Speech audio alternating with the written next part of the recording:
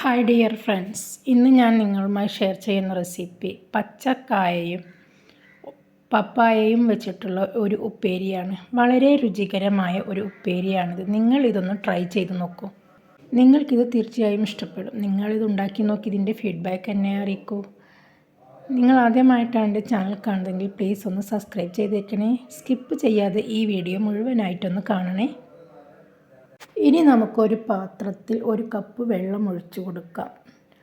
വെള്ളം ഒഴിച്ച് കഴിഞ്ഞതിന് ശേഷം നമുക്കിതിലേക്ക് ഒരു 1/4 ടീസ്പൂൺ മഞ്ഞൾപ്പൊടി ഇട്ട് സ്പൂൺ വെച്ച് നന്നായി ഒന്ന് ഇളക്കി കൊടുക്കാം.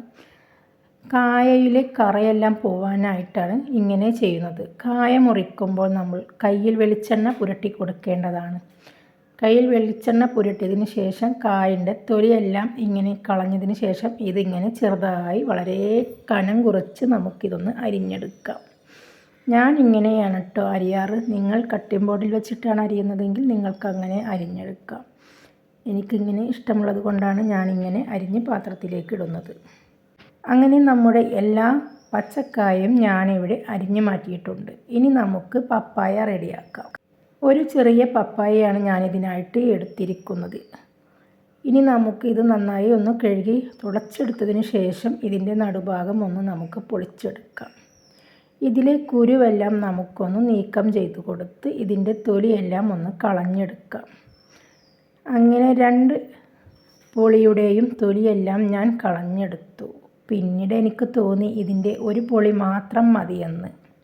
അങ്ങനെ ഞാൻ ഇതിലേക്ക് ഒരു പൊളി മാത്രമാണ് എടുത്ത് ഉപ്പേരി ഉണ്ടാക്കാൻ പോകുന്നത്. ആ പൊളി ഇതുപോലെ നീളത്തിൽ കട്ട് ചെയ്യുകയാണ്. ഇതുപോലെ കട്ട് ചെയ്ത് ചെറുതാക്കി വളരെ കനം കുറച്ച് നമുക്കൊന്ന് അരിഞ്ഞെടുക്കാം. അച്ചാറിനൊക്കെ അരിയുന്നത് പോലെ നമുക്ക് ഇതും അരിഞ്ഞെടുക്കാം.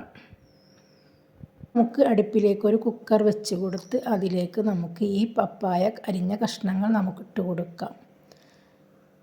നമ്മുടെ പച്ചക്കായ അരിഞ്ഞതും നമുക്ക് ഇതിലേക്ക് ഇട്ട് കൊടുക്കാം.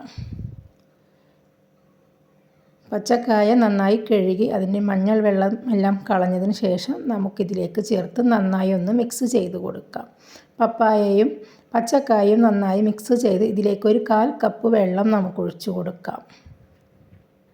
ഇതിൻ്റെ എല്ലാ ഭാഗവും നമുക്കൊന്ന് ഇളക്കി യോജിപ്പിക്കാം. ഇനി നമുക്കിതിലേക്ക് കുറച്ച് ഉപ്പ് ഇട്ട് കൊടുക്കാം.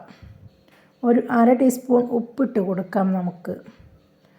എന്നിട്ട് നന്നായി ഒന്ന് നമുക്ക് ഇളക്കി യോജിപ്പിക്കാം. വെറും 2 വിസിൽ മതി ഇത് വേവാൻ. തീ ഹൈ ഫ്ലെയിമിലിട്ട് ഞാൻ 2 വിസിലടിച്ചു. എൻ്റെ പപ്പായയും പച്ചക്കായും ഇവിടെ വെന്ത് റെഡിയായി. ഞാനത് മാറ്റി വെച്ചു. ഇനി നമുക്കൊരു മിക്സിയുടെ ജാറിലേക്ക് ഒരു 10 ചുവന്നുള്ളിയും ഒരു 15 അല്ലി വെളുത്തുള്ളിയും ഒരു 8 വറ്റൽമുളകും ചേർത്ത് ഞാൻ അടിച്ചെടുത്തതാണിത്. ഇനി നമുക്ക് അടുപ്പിലേക്ക് ഒരു പാൻ വെച്ച് കൊടുക്കാം. ചൂടായിക്കഴിഞ്ഞാൽ ഇതിലേക്ക് ഒരു 2 ടേബിൾ സ്പൂൺ വെളിച്ചെണ്ണ ഒഴിച്ച് ചതച്ചെടുത്ത നമ്മുടെ ചുവന്നുള്ളിയും വെളുത്തുള്ളിയും ഉണക്കമുളകും നമുക്കൊന്ന് ഇട്ട് കൊടുക്കാം. നന്നായി ഒന്ന് വഴറ്റി കൊടുക്കാം. ഇതിൻ്റെ പച്ചമണം മാറുന്നത് വരെ നമുക്കൊന്ന് വഴറ്റി കൊടുക്കാം. പച്ചമണം മാറിക്കഴിഞ്ഞാൽ ഇതിലേക്ക് ഓമക്കായയും പച്ചക്കായയും നമുക്കൊന്ന് ചേർത്ത് കൊടുക്കാം. ഞങ്ങളുടെ നാട്ടിൽ പപ്പായക്ക് ഓമക്കായ എന്നും പറയൂട്ടോ.